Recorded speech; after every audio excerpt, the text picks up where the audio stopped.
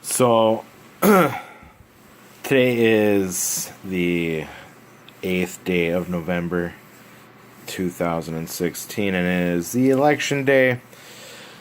Now, my view on this whole issue of the election is that it's basically sort of a halfway worthless use of your time for a number of valid reasons. And just as I'm all about transparency in government, I'm also about transparency and understanding and information.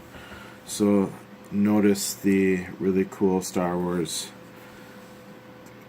framed artwork in the background. It's 3D. It's really cool. I like it. But I'm just gonna pull up. I'm gonna go to Google here. Okay. Google.com. Now, first question is voting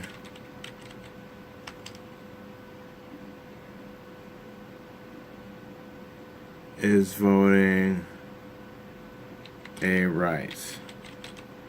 No, what am I trying to say? I'm trying to say that voting is ceding authority. That's what term I'm looking for. Okay, so is voting ceding authority? Okay, so what we're looking for here is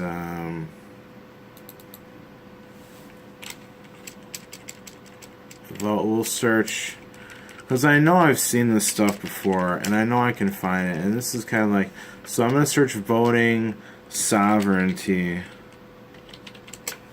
and see what comes up here.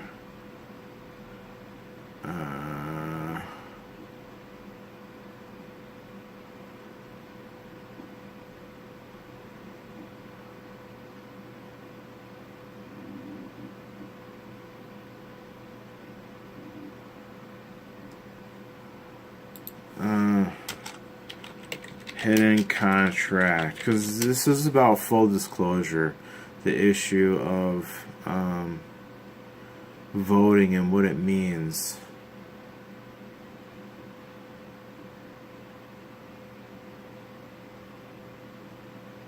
Okay, so here we go. I already started reading this particular link, and it seemed to be a pretty good one. I got a stupid ad here. Come on. Great. So, okay, cool. Alright, so, we the people have an unlimited right to contract. Agreed.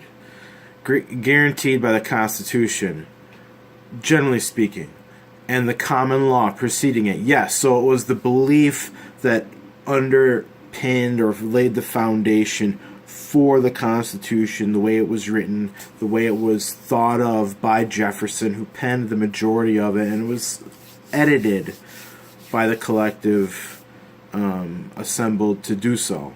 Not everybody had an editing hand in the document, but it was edited by a collective of that original group that got together to all pledge their authority behind it, or I should say their authority. Yeah, their authority behind it, representing the states, colonies from which they were coming.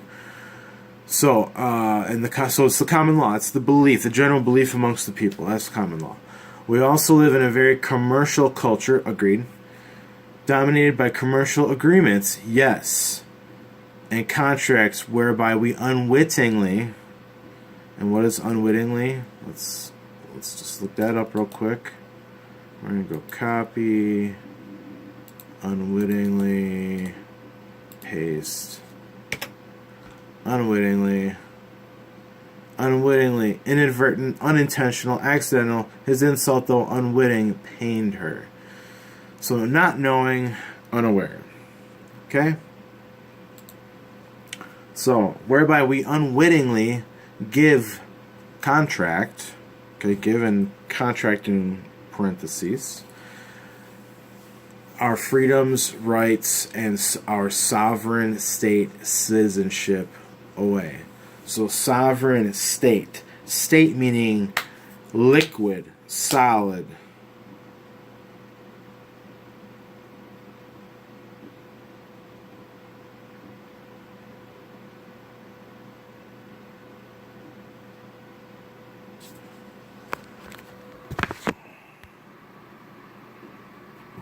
Oh, got a phone call. I'm gonna wrap this up pretty quick though.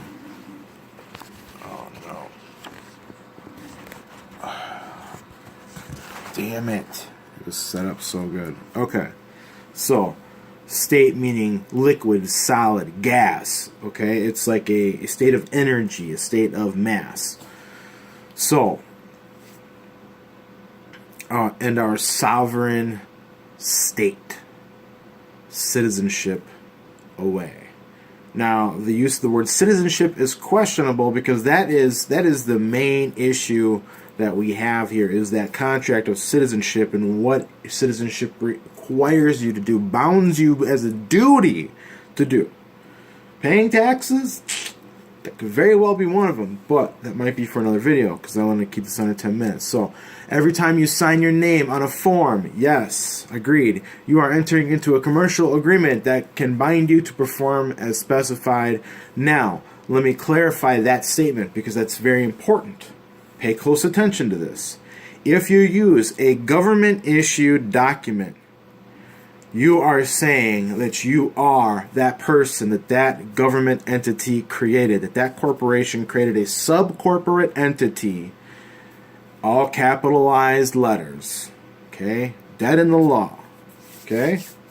That's why you have an attorney representing you, because you're dead in the law. You don't know you're mute, you can't speak, you don't know anything, you're incompetent, which is why you have an attorney. But back to this.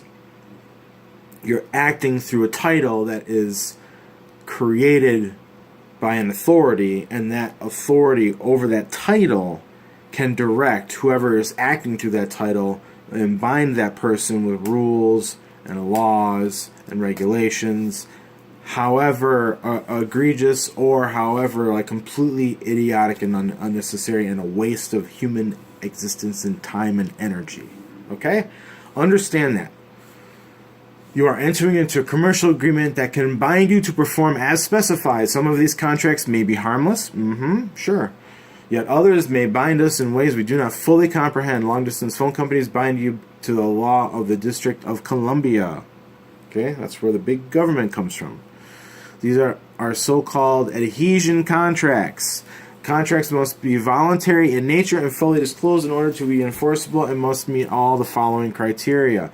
For any contract to be lawful, including a contract between yourself as plaintiff or defendant in a court de facto, not de jure, not meaning from, the land or from the original source of authority, but de facto meaning just the one that's present filling the vacuum of authority. That would be the court, the de facto court. It must be comprised of the following. Consent. A valid contract requires the parties' consent, which must be free, mutual, and communicated to each other. Consent is not free when obtained through duress, menace, fraud, undue influence, or mistake. Now, tell me traffic police are not completely defined in almost every situation, by that sentence. They are engaging in unlawful contracting, forcing most people under duress, not understanding what the hell is going on. Why has he got the lights on? What did I do? Nobody's hurt. Why are you taking my money, which is my life, which is my time, which is my human life force?